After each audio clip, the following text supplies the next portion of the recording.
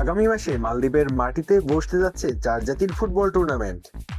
শুরুতে যেখানে অংশ নেওয়ার কথা ছিল স্বাগতিক মালদ্বীপ, বাংলাদেশ, পাকিস্তান ও শ্রীলঙ্কার, সেখানে শেষ মুহূর্তে এসেছে পরিবর্তন। শ্রীলঙ্কার সরে যাওয়ায় তাদের জায়গায় যুক্ত হচ্ছে আফগানিস্তান। 2 জুন থেকে শুরু হওয়ার কথা এই টুর্নামেন্টের। মালদ্বীপ, পাকিস্তান ও আফগানিস্তান নামবে তাদের পূর্ণ শক্তির জাতীয় দল নিয়ে। তবে বাংলাদেশের গল্পটাই একটু আলাদা। বাফুফে এই টুর্নামেন্টে পাঠাচ্ছে না সিনিয়র জাতীয় দল। লাল সবুজের প্রতিনিধিত্ব করবে অলিম্পিক স্কোয়াড, অর্থাৎ অনূর্ধ্ব 23 দল। নিয়ম অনুযায়ী 23 বছরের বেশি বয়সী 3 জন ফুটবলার রাখার সুযোগ থাকবে। এর পেছনে আছে গুরুত্বপূর্ণ কারণ। আগামী 6 জুন সান মারিনোর বিপক্ষে ম্যাচ খেলবে বাংলাদেশ জাতীয় দল। সেই সূচি মাথায় রেখেই সিনিয়রদের আলাদা রাখা হচ্ছে। ফলে মালদ্বীপে তরুণদের কাঁধে উঠছে দেশের পতাকা। তবে এটিকে কেবল বয়সভিত্তিক টুর্নামেন্ট ভাবলে ভুল হবে, কারণ প্রতিপক্ষরা আসছে জাতীয় দল নিয়ে, অর্থাৎ বাংলাদেশের তরুণ ফুটবলারদের সামনে অপেক্ষা করছে কঠিন বাস্তবতার পরীক্ষা। বিদেশের মাঠ, সিনিয়র প্রতিপক্ষ, ম্যাচের চাপ, ফিজিক্যাল ফুটবল সবকিছু মিলিয়ে এটি হতে পারে ভবিষ্যতের বাংলাদেশ দল গড়ার অন্যতম গুরুত্বপূর্ণ ধাপ। বর্তমানে ফিফা র্যাঙ্কিংয়ে আফগানিস্তানের অবস্থান 169 নম্বরে, মালদ্বীপ রয়েছে 172 নম্বরে, বাংলাদেশের অবস্থান 181, শ্রীলঙ্কা 191 এবং পাকিস্তান 202 নম্বরে।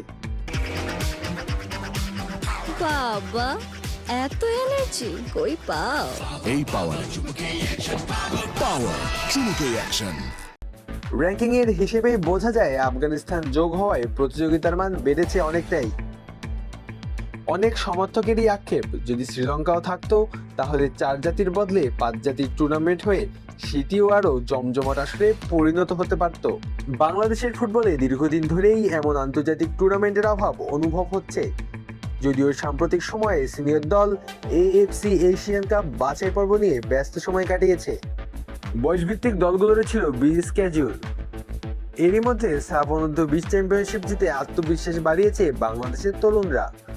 সামনে আবার অনূর্ধ্ব-23 এশিয়ান কাপের বাছাই পর্ব। তাই মালদ্বীপের এই টুর্নামেন্টকে বাংলাদেশের অলিম্পিক দলের জন্য আদর্শ প্রস্তুতির মঞ্চ বলাই যায়। সামনে সাব চ্যাম্পিয়নশিপ আগামী সেপ্টেম্বরে ফিফা উইন্ডোতেই হওয়ার কথা দক্ষিণ এশিয়ার সবচেয়ে বড় এই আসর। হামজা দেওয়ান চৌধুরী, সমিত সোমদের মতো ফুটবলারদের যোগ দেওয়ার পর বাংলাদেশের সমর্থকদের স্বপ্ন এখন অনেক বড়। বহুদিন ধরেই বড় কোনো টুর্নামেন্টে নতুন বাংলাদেশের দেখা পাওয়ার অপেক্ষা আছে দেশের ফুটবল প্রেমীরা।